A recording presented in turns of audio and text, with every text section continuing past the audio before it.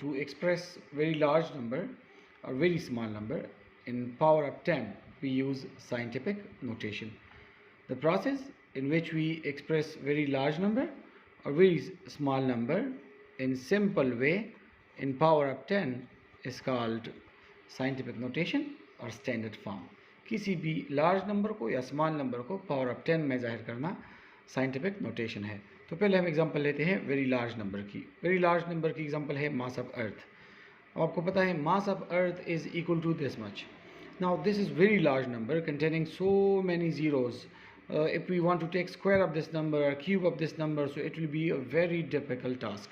Even calculator can't do it because the number contains so many zeros. Unnecessary zeros are there in this number. So to make this number simple, we will use scientific notation or standard form. Now how will you do that? As you see that there is no decimal point in this number. You see that no decimal point is there. So when we say that no decimal point is there, it means the point is at the end of the number. जब आपको number में point नहीं दिया गया होगा तो आप फिर समझे कि पॉइंट अगर बज़ाहिर पॉइंट मौजूद नहीं है कहीं पे भी, तो इसका मतलब ये होगा कि पॉइंट मौजूद है at the end of the number, बिल्कुल लास्ट में. Now wherever the point is, point जहाँ पर भी है, लास्ट में है या जहाँ पर भी है, we have to place the point after the first non zero digit. हम पॉइंट को लगाएंगे पहले नॉन ज़ीरो के बाद. तो पहला नॉन ज़ीरो क्या है? 6. तो 6.0 और 10 रेज़ टू पावर क्या लगाएंगे हम? 10 रेज़ टू पावर वो वैल्यूज़ हम लगाएंगे जितना हमने पॉइंट को डिस्प्लेस किया.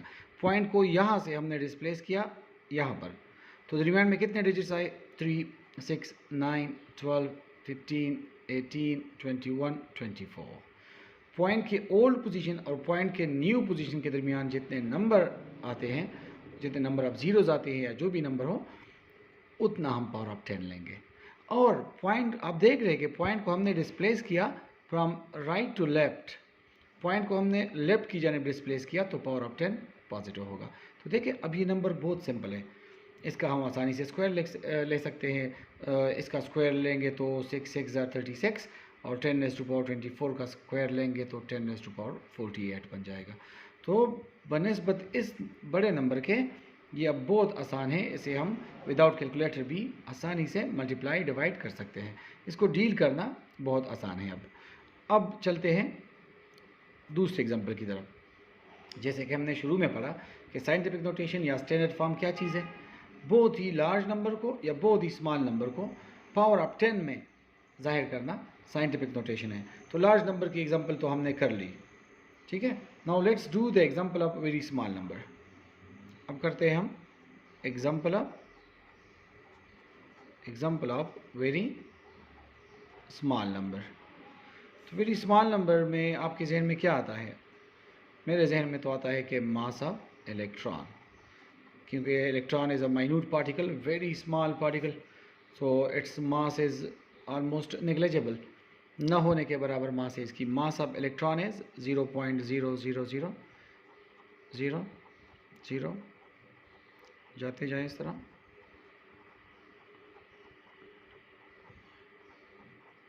इसमें 30 ज़ीरोज़ है. मास ऑफ इलेक्ट्रॉन इतना कम है. अब ये अगेन एक बहुत बड़ा नंबर बन जाता है in terms of zero. Number तो इक्वल टू नथिंग है, बहुत स्मॉल है, लेकिन इन टर्म्स ऑफ ज़ीरो के लिहाज से इसमें सो मेनी ज़ीरोज़ है और अननेसेसरी ज़ीरोज़ है. तो इतना नंबर तो कैलकुलेटर में भी नहीं आ सकता. इसका हम क्यूब कैसे लेंगे, स्क्वायर कैसे लेंगे, एडिशन सब्ट्रैक्शन बहुत मुश्किल होगी. तो to make it simple what we do, we locate the point first. आप पहले देखें कि पॉइंट किधर है. Now the point is here, you see. Now what is the procedure for placing the point? The point must be placed after the first non zero digit. Point को हमने लगाना होता है फर्स्ट नॉन ज़ीरो डिजिट के बाद. Now the first non-zero digit is 9, so the number is turned out to be 9.11 or 10 raised to power what? 10 raised to power minus 31. Now why 31? Because point के old position और point के new position के दरमियान में 31 digits आते हैं 6, 9, 12, 15, 18, 21, 24, 27, 30 और ये 9, so 31। अब आप देख रहे हैं कि पॉइंट को चूंकि हमने राइट की जानिब डिस्प्लेस किया, पॉइंट को हमने राइट की जानिब डिस्प्लेस किया, तो पावर ऑफ 10 नेगेटिव होगा।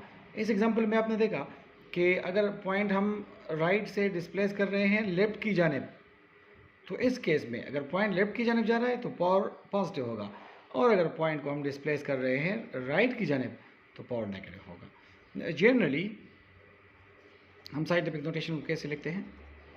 General form of scientific notation is as n is equal to m into 10 power n। Scientific notation को जनरली हम इस तरह लिखते हैं। Generally scientific notation is written as, हम साइंटिफिक नोटेशन को इस तरह लिखते हैं, n is equal to m into 10 power n, n is equal to m into 10 power m। Now where n represent, इस में n क्या जाहिर करता है? दैट वेरी लार्ज नंबर और very small number which is to be simplified. इस फार्मूले में n, इस एक्सप्रेशन में n उस नंबर को जाहिर करता है जो या तो बहुत बड़ा है लाइक द, या बहुत ही छोटा है लाइक दिस, और हम इसे सिंप्लीफाई करना चाहते हैं। n उस नंबर को जाहिर करेगा जिसे हम सिंप्लीफाई करते हैं, ठीक है। m स्टैंड्स फॉर मैंटेसा, m स्टैंड्स फॉर मैंटेसा। r आसान अल्फाज में m उस फर्स्ट नॉन ज़ीरो डिजिट को जाहिर कर रहा है, that first non zero digit after which the decimal point is to be placed. The decimal point is to be placed. Clear? Capital M इस फार्मूले में कैपिटल M किस चीज़ को जाहिर करता है? That first non zero digit, वो पहला गैर सिपरी हिस्सा, after which the decimal point is to be placed, वो नॉन ज़ीरो डिजिट जिसके बाद हम पॉइंट लगाते हैं। Clear? Whereas the small n denotes power of 10. N denotes power of 10. So as we studied earlier, n will be positive. Power of 10 will be positive if decimal point is shifted towards left.